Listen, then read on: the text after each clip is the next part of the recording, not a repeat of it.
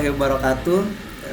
Kami dari kelompok Mukarabin, Rizky Dwi Handayani dan Titi Suryaningsih akan menganalisa gambar sebagai tugas UAS di rekayasa perangkat lunak. Baik, dari gambar pertama bisa dilihat di mana dalam gambar tersebut ada 3 komponen dasar yang saling berinteraksi, yaitu kalau kita analisis sini ada input, processing dan output ya. Input sendiri melibatkan pengambilan elemen yang memasukkan sesuatu sistem untuk kemudian diproses menjadi informasi. Seperti itu. Kita lihat di situ input itu ada keyboard, terus ada mouse. Itu bisa kita lihat sebagai input.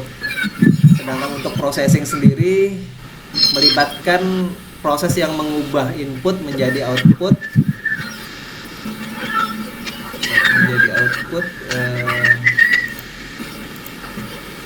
Dalam processing ini terdapat beberapa komponen yang ada dalam processing elemen, yaitu ada hardware, software, people sebagai user, prosedur, data. Processing ini jadi sebagai perangkat komputer dijalani oleh user, maka akan menghasilkan input seperti itu.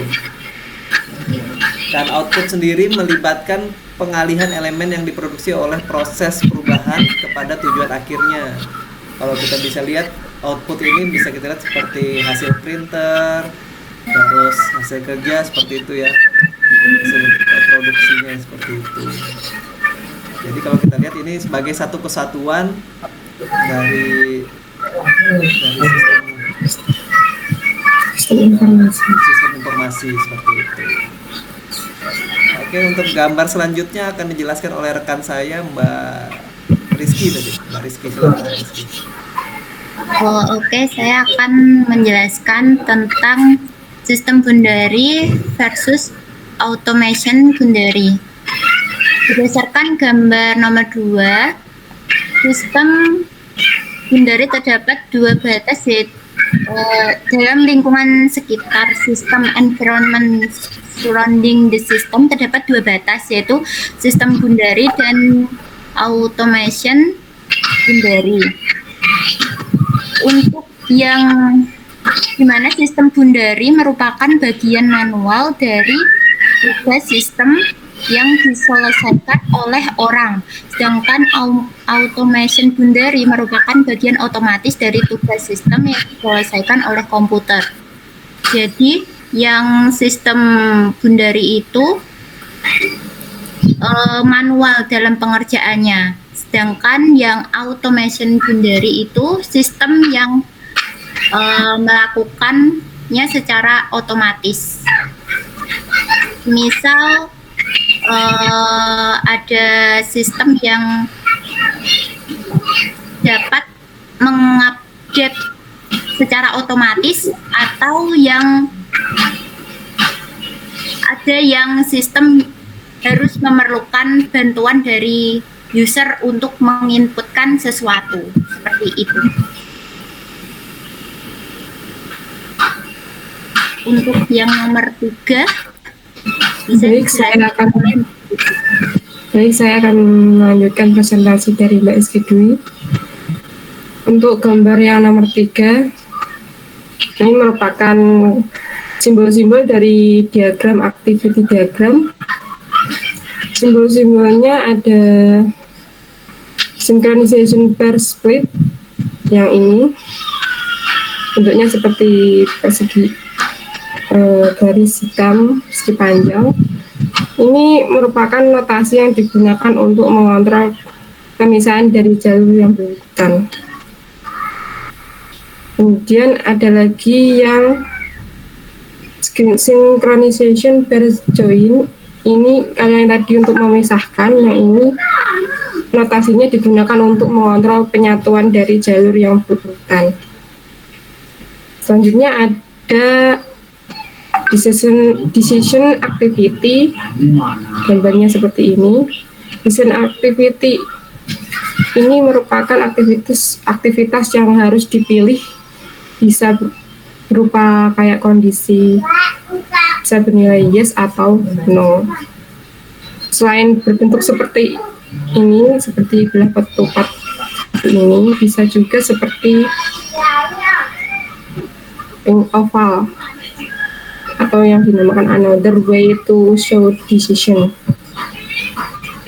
Kemudian ada juga yang namanya slamline, yang manager ini merupakan suatu daerah persegi dalam activity diagram yang mewakili aktivitas yang diselesaikan oleh agen tunggal. Agen tunggalnya yang di sini itu manager. Kemudian start activity atau pseudo, yang lingkaran hitam ini merupakan notasi yang menandakan dimulainya sebuah aktivitas. Selanjutnya yaitu transition arrow, yang seperti tanda panah ini merupakan garis menunjuk arah yang menggambarkan transisi dari suatu aktivitas dan arah dari suatu aktivitas. Misalnya yang ini dari review finansial ke prepare report. Kemudian activity yang berbentuk oval ini adalah merupakan notasi yang menggambarkan suatu aktivitas. Yang ini contohnya prepare report. Kemudian yang terakhir yaitu ending activity atau pseudo. Gambarnya bersama seperti yang start tadi, cuma bedanya di dalam lingkaran putih ada lingkaran titik hitam. Gunanya untuk menandakan berakhirnya suatu aktivitas. Kemudian untuk gambar yang nomor 4, ini merupakan activity diagram.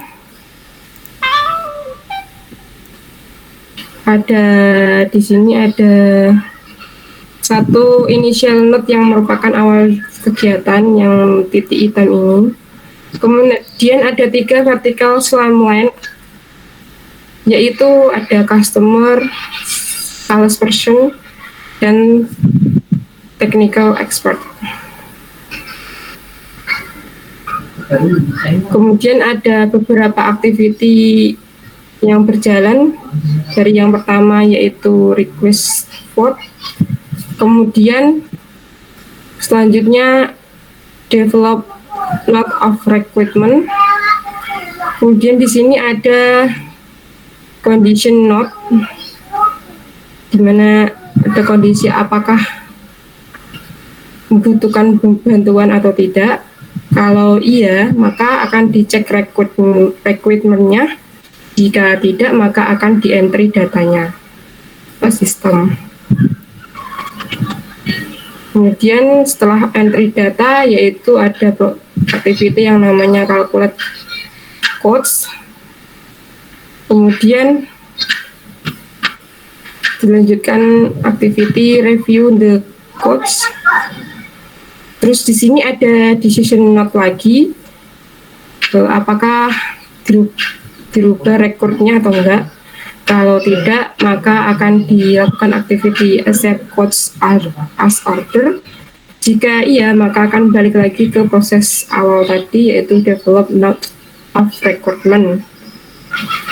Dan yang terakhir ini ada satu final note yang merupakan akhir dari kegiatan. Dan presentasi dari saya. Baik, sekian presentasi dari kelompok kami untuk sebagai ujian dari mata kuliah rekayasa perangkat lunak. Terima kasih. Wassalamualaikum warahmatullahi wabarakatuh. Waalaikumsalam warahmatullahi wabarakatuh.